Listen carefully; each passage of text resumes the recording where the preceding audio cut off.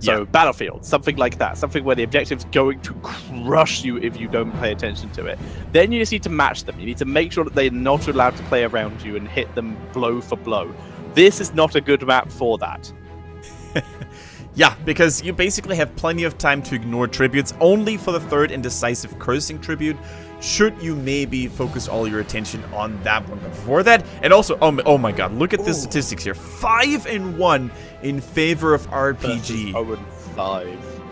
Let's face it, I mean, all of the, no matter which map they would have chosen, it would have always been a 0-something.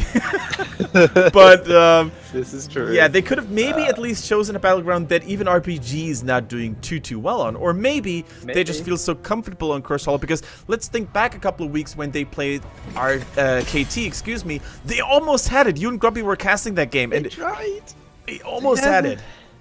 Almost had it is Wukong Gaming in a nutshell, to be fair. But these two, this is the exact opening that we saw the last time they played against each other. They then went on to Tomb of the Spider Queen as their second maps. Let's see if the picks are the same. I don't have the bans with here, unfortunately. Those aren't recorded, irritatingly.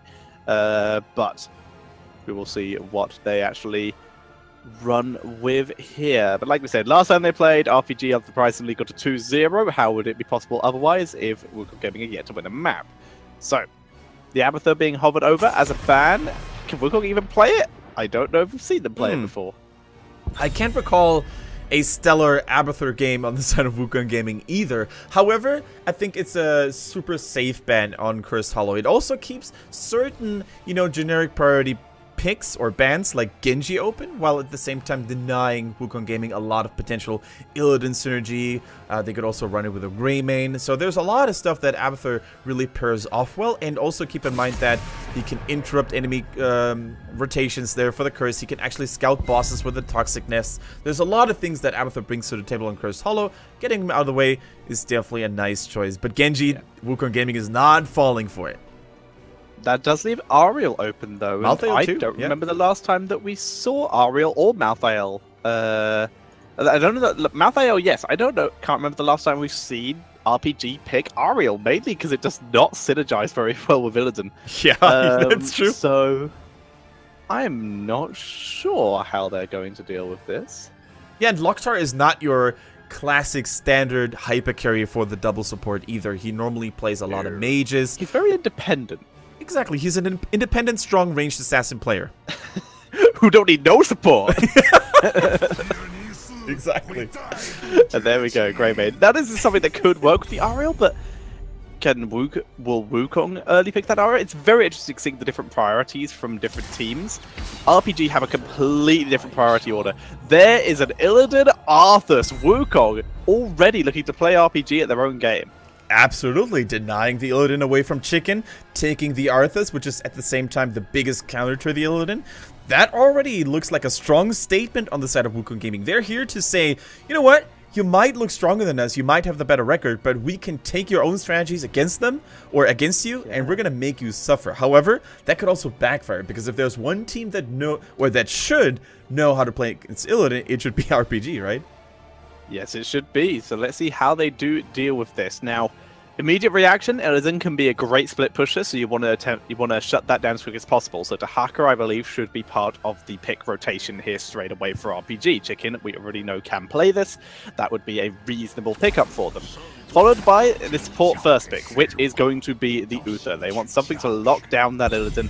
They can stop him from hard engaging as much as possible, and of course, that Guardian Edge of Ginks or Hand of Protection to try and remove or give armor to the stunned target of that hunt if Illidan goes for a split push. If not, you still have the option of Divine Storm if Illidan goes for a Metamorphosis, where you can just try and shut him down and focus him. Yeah.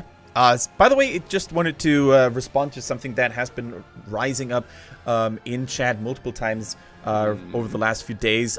We don't know when Garage is going to be released. In fact, nobody knows for sure. However, you should basically mark the 31st of July, I think it was, or like one of the last days of July. You can do the research later, but there's going to be a live performance or a live showing of Garrosh's abilities at the Chinese Playjoy tournament, or exhibition, I would say.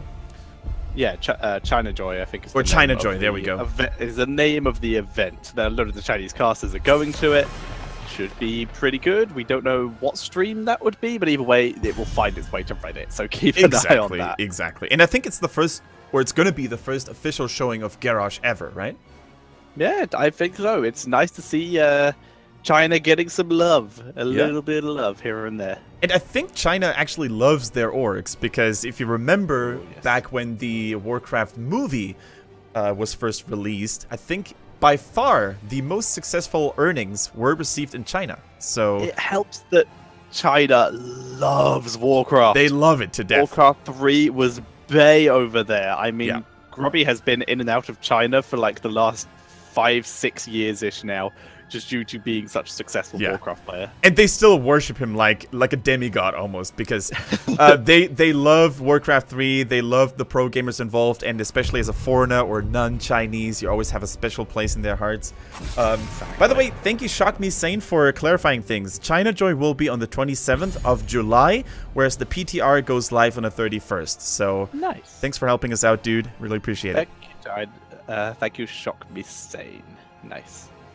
So, Rhaegar banned out, removing those great healers that synergize with the Illidan, and Tyrael was removed from RPG. Not really seen Wang too often on Tyrael. I personally, like, we have seen it, but personally, my response there would have been Muradin as the ban, because Muradin still has the attack speed slow that can deal with Illidan a little bit more. It's Wang's top tank. Yeah. So I would have maybe focused that as a ban. Like, yeah, Tyrael's good. Or maybe even a noob, like one of the two. Maybe even a noob. Like, these seem to be his top 2 tanks in general. Exactly. Like, Zero played a lot of... Wang also played a lot of a noob reg. I can't recall Wang on the Tyrael, like, on top of my head. I will check now. The Muradin, the Stitches, and the Anub reg, those always were his go-to warriors. Even in Arthas every now and then, I think I can recall. Stitches... non-recorded stats. Thank you, Wikipedia. Oh, there is a Tyrael. There is a Tyrael. Battlefield of Eternity versus E-Star. Okay, so at least he's shown it once, so it's not like an utterly useless ban on the side of Wukong Gaming. It has been shown before. There is a precedence for this particular scenario. Right. Okay. Now, here's the question: are we going to see the return of the Chromie? The Infinity on the side of RPG? I mean, Lockchar loves it. Infinity plays it as well. Like, both their main range assassins play the Chromie, and they played very, very well. And I see what you're trying to get at. Against the... Oh, Tetra Prophet! And the Anub as well. Tell us why you like the Anub and the Chromie here against Auriel, why you added. Okay, so for starters, the Anub is just solid in general. Even with his nerfs, he's still good. I wouldn't even hate to see him going for a Locust Swarm here and just going for a survivability build. Yeah, the Cocoon is nice if you Cocoon Illidan, or Cocoon Arthas and just focus down as best you can. Either way, you do have some good backline engage and you have some good tankiness. It's very reasonable, especially with the help of the Uther and the second tank in the form of Dahaka. Now, Chromie, on the other hand, this is a big favorite of RPG. It's leapt up. Their last 2 games saw Chromie in both of them. And the reasoning for this is she is great against Auriel for multiple reasons. For starters, everyone has to group up for Auriel's healing, so you just wreck them with the AoE abilities from Chromie. For second, no cleanse, and Temporal Loop has a shorter cooldown than Crystal Aegis. You're burning it, and even if so, you drop Temporal Loop, wait for the Aegis, then you drop all your abilities on the Aegis, using it as your own personal cocoon. Alright, very, very good summary, and I think you hit the nail on the head. Now, I was a little bit anxious for Wukong Gaming to pick a secondary support, because solo support Auriel with an Illidan era composition is probably not going to give enough healing and support. However, with the Zarya in the mix, this looks like a different story. Like, we just saw how strong Zarya was in the previous set, between E-Star and Heart's Lady, especially with the Illidan combined. I think they can definitely pull it off. However, keep in mind that Illidan might oftentimes be too deep in the enemy team's backline for Auriel to reach him, because Auriel then has to make a decision. Do I drop one heal on Illidan alone, or do I save my heal to heal potentially multiple people like, you know, our backliners and the Warrior? So I think Illidan's playstyle sort of conflicts with what Auriel brings to the table, don't you think? I would say so. They're really relying on Valor to give that energy so that they can focus that energy onto Illidan. The shielding from Zarya will help a bit, so it's going to be very much about how Wukong Gaming plays this. On the bright side, this is not a late game comp. This comp can fight basically whatever it needs to. Exactly. They've got Strong late game with the Illidan, of course, but they also have pretty decent early game because Zarya definitely excels there. Like, her damage is actually through the roof if she's fully charged early on. She's got really, really good mechanics in terms of, you know, absorbing a couple of tower shots, allowing for very aggressive maneuvers. But for now, ladies and gentlemen, both teams are getting ready. In fact, the production trolled me a little bit. I thought with the end of the music we would get to the big screen. Whose draft do you like more, Tetcher? There we go. Oh, there we go. Got baited. Very quickly, I prefer RPG's draft because they got a lot of their comfort picks and they're going to be able to deal with the Ariel a little bit better than WKG Gaming going to be able to deal with the Chromie. Rep God.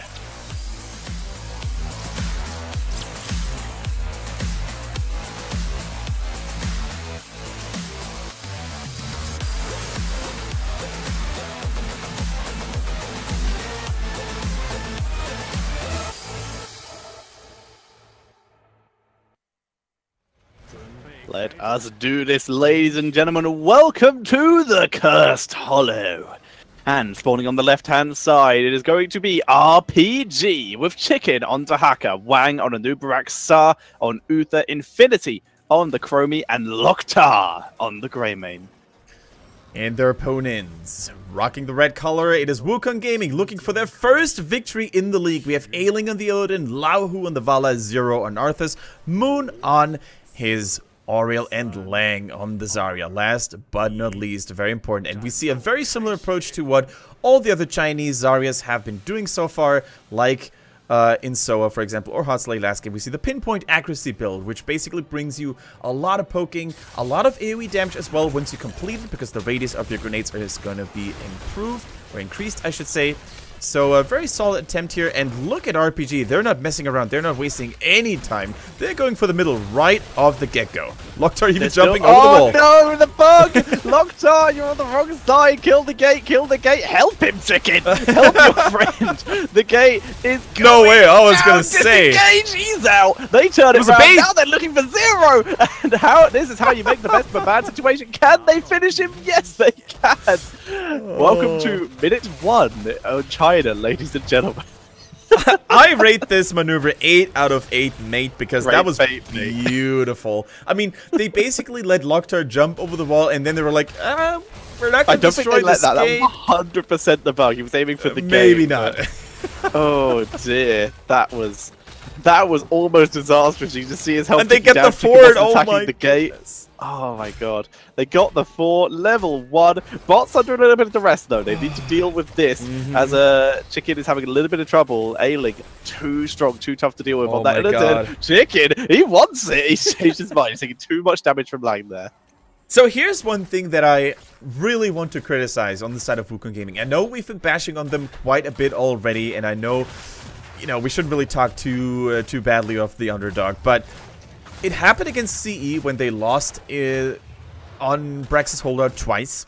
It happens here in this game as well. They refuse to rotate sometimes, it seems. Like, they just don't care. They just don't put more heroes in a lane that is currently losing. And that's why they lost a keep, or excuse me, a fort at 2 minutes. Now, they lost another hero. Okay, that's definitely a pity. But I just don't understand why they let structures fall so early without even trying to rotate, without even trying to save it, Tetra. I would agree. It was very strange. I think the idea was to try and split push bot lane and try and get value there, but they didn't. They weren't able to push quick enough. Wang, good CC, good body blocks. Moon is down. This top lane is getting wrecked, mate. As we do see Greymane moving back in. He did have to be back, took a little bit of damage. He is gone, by the way, for viciousness and eyes in the dark. So going for a non-cocktail based build, just utilizing both a Worgen and a human form as maximum amount of time. Exactly, going for a full team fight build, as I would like to call it, focusing more on actual kill potential and escaping and engaging rather than poking from a safe distance. Now Chromie going for more of a standard build. We saw Loktar, Chicken, I mean, please help him. There's only so much you can do. So there's a solo Dahaka, and I think they're going to let it fall. But in the meantime, you know, RPG is going to get some value in the top lane. Already their XP lead is quite tremendous. Wang also helping out here as well. Even Chromie rotating up, and I think if WKG Gaming doesn't pay attention, they might lose more people. Look at those artillery shots hammering hard from Infinity. Yeah, and you can see that not even staying in mid lane that much. There's the vision, locked up, moving in, and they're able to take down the gate. The second that vision is dropped, Wukong are like, we should not be here, and pull back to safety. Very cool. And we are in sort of a, not really a base race. Look at this, RPG just going to completely ignore the objective because they don't need it right now, and this is something that really sets them apart from other teams. Yep. They will ignore the objective, or at least delay it here. We're seeing a noob moving into range. Not falling for it. The person who can delay the longest. He scouts, even more scouting coming in from Chromie. And Chromie's in a bit of a rough position. There's one bush they haven't scouted, and it's the one that Illidan is hiding in. Yeah, but none of them makes the mistake of face checking without paying too much attention to it. So Chromie, of course, you can take a tribute against Chromie. She's always going to poke you from a safe distance, and the longer you stand there... Oh, never mind. That's exactly what I wanted to see, actually. A hard engage with Illidan and Vala. Using the vault aggressively, Illidan needs to let go. Oh, nice dodge! Drag misses. He's into safety. Friend or foe. Wang. On self. Woo! Wang is out of position. Caught by Illidan, Nice who goes slam. back into the backline. And Chromie doing any damage she can. Locked up. Eyes in the dark. Turns it around with the cocktail. Kills off the Illidan. And Chicken shall drop as well, though. It's still a 2-for-1. Chromie's still alive, though. She can poke from over this wall. Still alive, as you said, and she now has access to the slowing sands as well. But I think at this point, RPG is going to let go. Saw here. Yeah, the stuttering is real. Sorry, guys, for the clean feed issues. We were basically letting production know about it, but there's only so much they can do. I think I might have had a mini lag as well. I'm gonna check my latency. What are you sitting at? 8. 8. Okay, I'm just gonna refresh. 8 out of 8. Great mate. Yeah, there we go. That's a lot of 8s. I'm sitting at 7, so that should do it. Don't hate. That should do Appreciate. Appreciate, mate. Appreciate, mate. Don't hate. As we see Nang moving in, dodging out the Dragon's Eye, which is what Chromie took at level 5, I guess, because Chromie able to move in a bit more. Silver Bullets coming in for Greymane. The extra attack range here. Wants to try and stay out of range of that Illidan. Exactly. And that Arthas and poke them down a little bit more. For now, though, RPG sort of threw away a little bit of their lead with that fight. Very wonky in times. Chromie burning abilities too quickly, I would say. Not having a time trap next to her to prevent the Illidan hard engage. A couple misplays from RPG overall, but they still are going to hit 10 just in time for this next tribute. It's not a cursed tribute, but they're still looking pretty good to be able to take this. Whether they put full commitment into it or not, Chicken can stay bot for a long amount of time. We have Isolation, Slowing Sands, as we knew earlier, Divine Shield, Cocoon, and the Cursed Bullet. Yeah, really well done by WKG Gaming. Just imagine if they hadn't gone the second tribute, then this could have potentially been curse point for RPG. But with them getting the second tribute, everything's goody in the hoodie. They also took Mercenaries, which is really nice. So the timing on those objectives in between the tributes is definitely on point here for WKG Gaming. Nicely done for them. Is Wang going to engage? The bird charge comes in, and Chicken with the flank. Isolation already on Valor. There's a drag. Beautiful move. There's a Cocoon down. Wait for it. 2, 1. Expulsion zone. Still dead, though. Oh. Maybe? There we go, finally. She can take so many tower hits, but is able to survive. Very nearly rocky. Great expulsion zone from Lang to try and save there, but still gets taken out. Yeah, definitely a valiant effort, and that was just very unfortunate for WKG Gaming because they were already in the retreat, so in theory their call was the right one, not to fight in the open pre-level 10, but the flank by the Haka and the engage by Wang on the Anubrak was just too powerful, too well executed, and too well synchronized. Now, I love what both teams are doing. RPG going for their own boss in the bottom, WKG Gaming going for the counterpart in the top. And once again, you can see how WKG Gaming seems to be extremely comfortable on this map because they nail down the timing, they know the timings, they know exactly when to go for which objectives. And in terms of like raw rotations and target prioritization, I think WKG Gaming actually looks decent. But this tribute is of course in a little bit of a problematic spot for them. Like you said, their knowledge of the map is pretty decent. This is why they always seem to go for it. It's sort of just everywhere else that they lack. It's always the certain scenarios of, oh, we're a little bit out of position. Oh, one person gets caught. We don't rotate enough, as like you said earlier, which is a great point. And RPG, they're looking to delay this. They're about to hit level 12.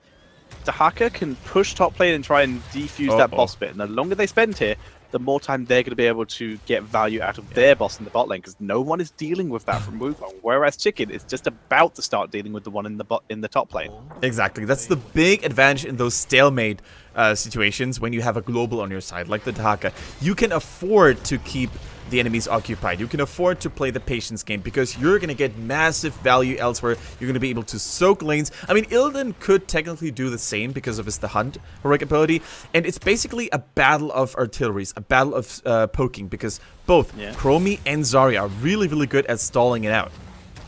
Top boss, far more value here, able to take down the fort, whereas the bot one was not able to do so.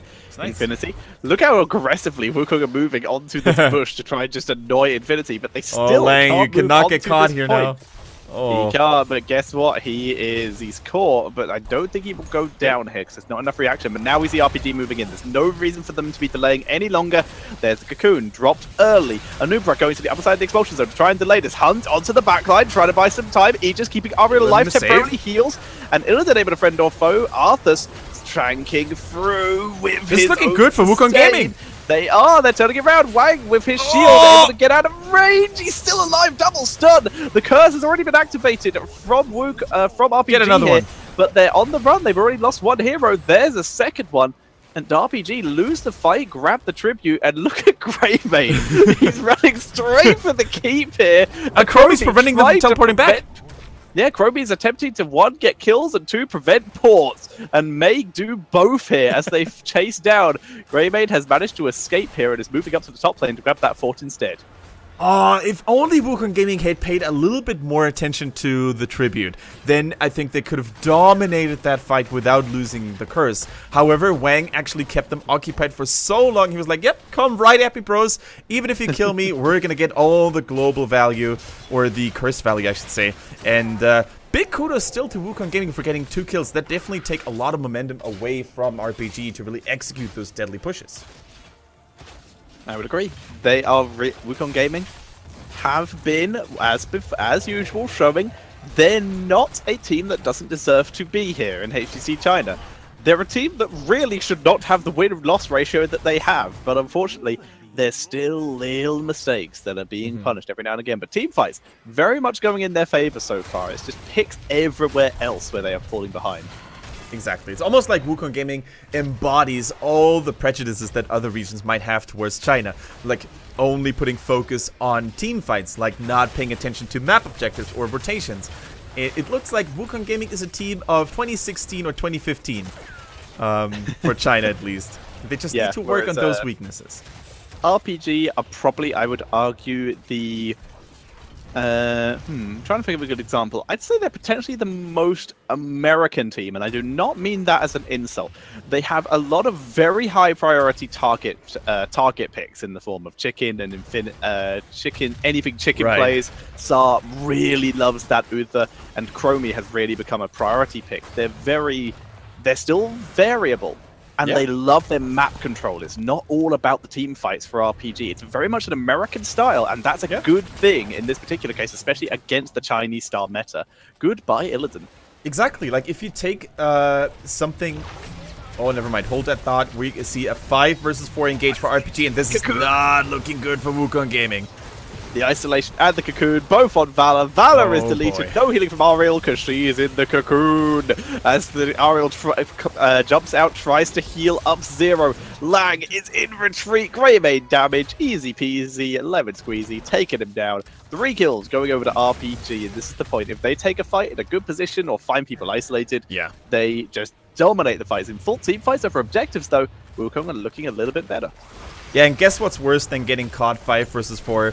Getting caught 5 versus 4 within a noob rank, who turns it into a 5 versus 3. And that's why Wukong Gaming just got demolished in the open there.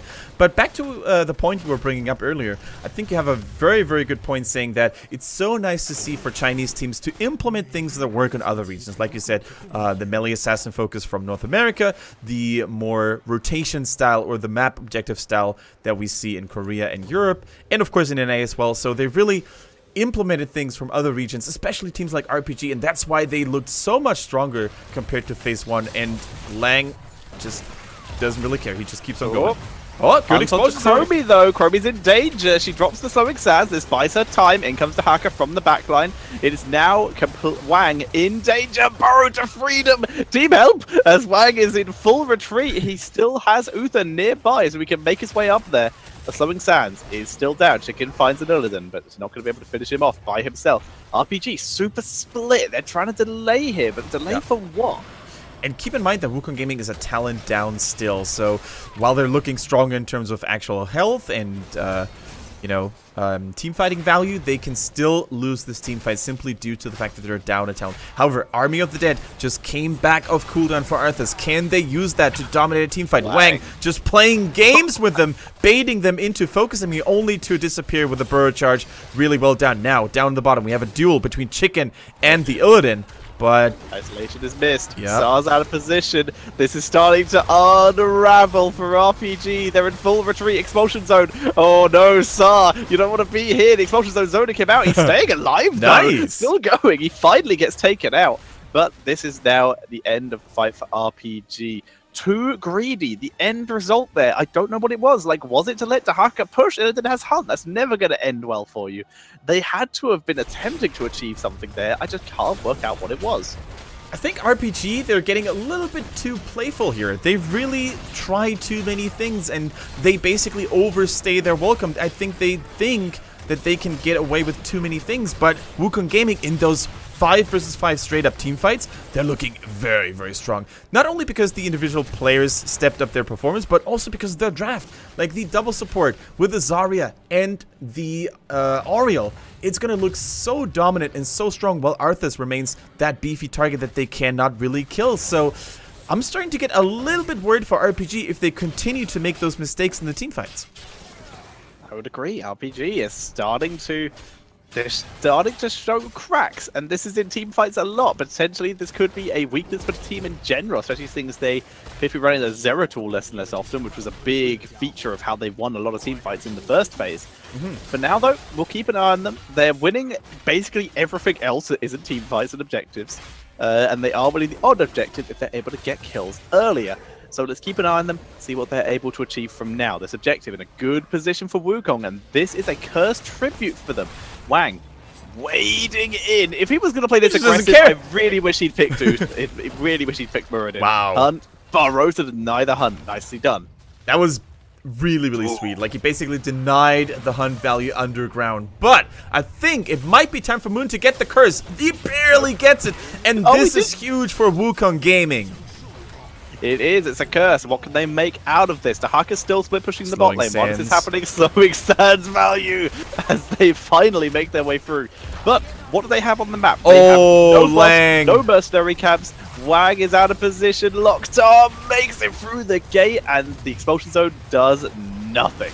It does nothing, but it looked good for sure. But however, great counter reaction here by a noob rank, actually dropping the cocoon on Vala, which would have been the greatest DPS deliverer on the side of Wukong Gaming. And for now, they disengage because they know, well, we've got the curse on our side, so we can just take things slowly here. However, look at RPG. They sent Chicken on the Dahaka to deal with the bottom lane prior to that fight in the middle. They've got the mercenary camp in the top lane to deal with the enemy minions as well. So Wukong Gaming, they're not getting anything out of this curse Tetcher.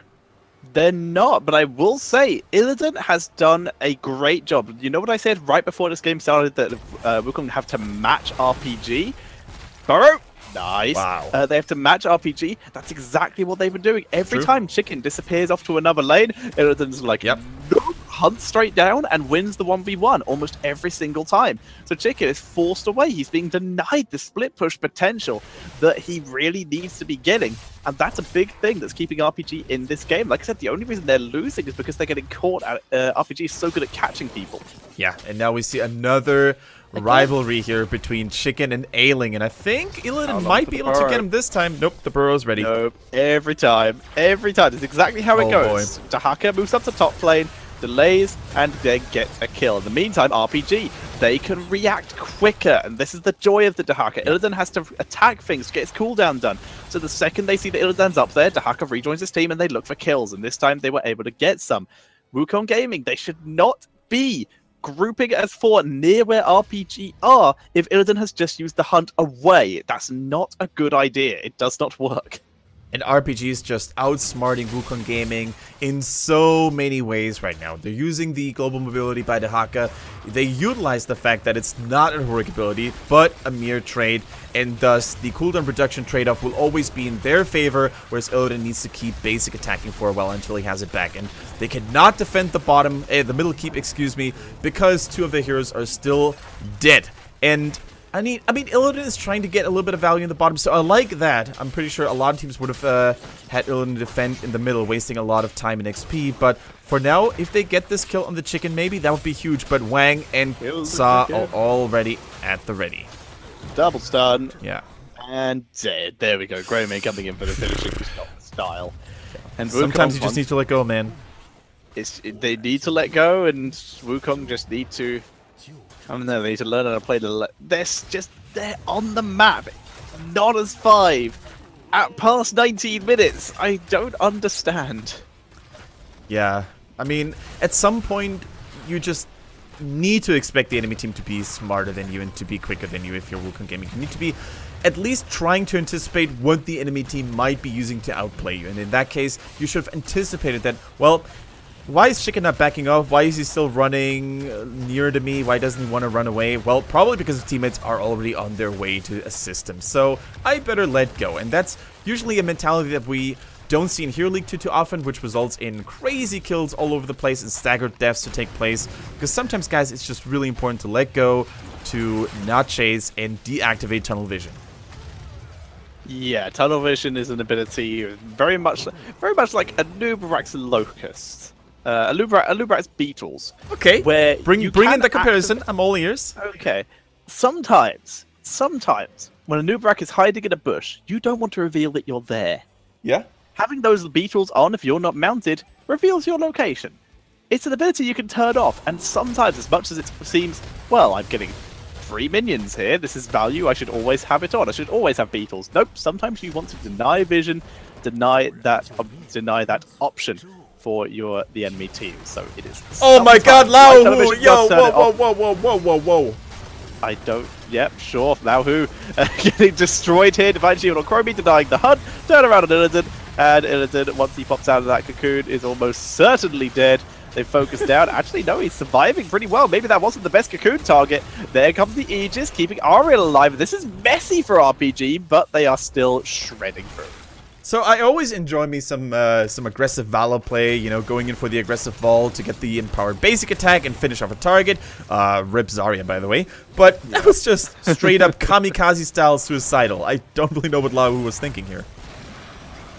I don't know either. Like, maybe what he was thinking is last ditch effort, but what the last ditch effort has resulted in short dying. So either way, RPG moving on to the core. They are going to be able to take this down without too much trouble, and that is going to be a 1-0 for them in this best of 2. 1 game closer to those 3 points to extend their lead ahead of the bottom 4 teams. All right, two good things about this game, though, in favor of Wukong Gaming. You want to hear him? Let's hear him. First of all, they worked on improving their overall KDA. They got a couple of kills. This is true. And secondly, they once again proved that they looked really good on on Cursed Hollow, and the game lasted longer than 20 minutes. True, they survived longer than 20 minutes. They nearly actually, they were only a couple levels off getting themselves to 20. Yep. They weren't able to, but at least they tried. They tried, and sometimes you saw moments of brilliance here for them when they were looking for those good team fights. Even they actually found a good way to sort of counterplay the Chromie for the most part, especially doing those tributes early on. And that is something that a lot of teams actually struggle with, because it's so hard to deal with a long-range artillery poke from the Chromie. It is so easy to fall victim to her combos with a temporal loop or the slowing sands in particular. So not everything is dark and gloomy and bad for Wukong Gaming by any means. I think they still have a lot of work to do, but I think that if they do, and if they continue to analyze their mistakes, they're definitely going to be there to maybe take a win off anytime soon. I think maybe even in phase 2 here. Last week, they've got... If they stay in. Yeah, if they stay in. Very important. I think they have what it takes. Wait, yeah, Crucible, their Crucible won't be until like after BlizzCon actually. So yeah, they're pretty much guaranteed to stay unless they disband. So fair enough, they're all good.